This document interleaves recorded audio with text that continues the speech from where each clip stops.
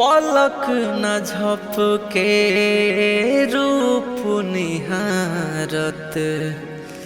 गजब के सुरहो सिंगार बा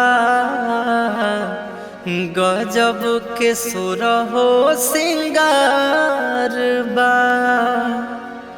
ओढ़नी में बा पुरवैया समाइल देह बसंती बहार बा देह बसंती बहार बा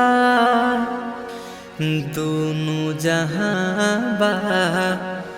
दोनों नयन में सुतलो पर भी जागेला रूप तो हर देखला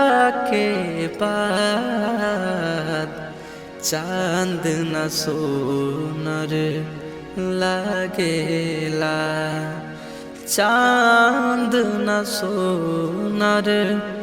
लागेला।